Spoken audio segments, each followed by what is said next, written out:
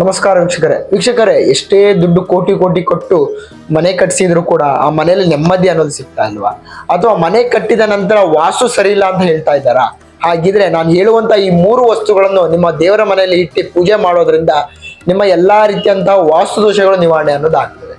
ಇದರ ರಿಸಲ್ಟ್ ಕೇವಲ 21 ದಿವಸಗಳಲ್ಲಿ ಇದರ ರಿಸಲ್ಟ್ ಅನ್ನೋದು ನೀವು ಕಾಣ್ಬೋದು.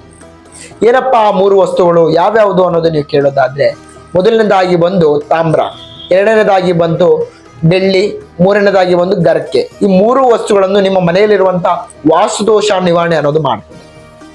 ಇದನ್ನು ನಿಮ್ಮ ದೇವರ ಮನೆಯಲ್ಲಿ ಮೇಲೆ ಸ್ಥಾನಕ್ಕೆ ಇಟ್ಟು ಪೂಜೆ ಮಾಡೋದ್ರಿಂದ ಪ್ರತಿನಿತ್ಯ ಅದಕ್ಕೆ ಧೂಪಾರಾಧನೆ ಅಥವಾ ಊದುಗಡ್ಡೆಯಲ್ಲಿ ಬೆಳಗೋದಾಗಿರ್ಬೋದು, ಈ ರೀತಿ ಮಾಡೋದಾದ್ರೆ ಕಂಪ್ಲೀಟ್ ಆಗಿ ನಿಮ್ಮ ಲೈಫ್ ಅನ್ನೋದು ಚೇಂಜಸ್ ಆಗ್ತದೆ. ಸುಖ, ಶಾಂತಿ, ನೆಮ್ಮದಿ ಅನ್ನೋದು ನಿಮ್ಮ ಮನೆಯಲ್ಲಿ ದೊರಕ್ತದೆ. ಇದ್ರ ಬಗ್ಗೆ ಹೆಚ್ಚಿನ ಮಾಹಿತಿ ಬೇಕು ಅಂತ ಹೇಳಿದ್ರೆ ಕೆಳಗೆ ಕಾಣ್ತಾ ಇರೋ ನಂಬರ್ ಕರೆ ಮಾಡಿ ಸಾಧ್ಯವಾದಲ್ಲಿ ನೇರವಾಗಿ ಭೇಟಿಯಾಗಿ. ನಮಸ್ಕಾರ.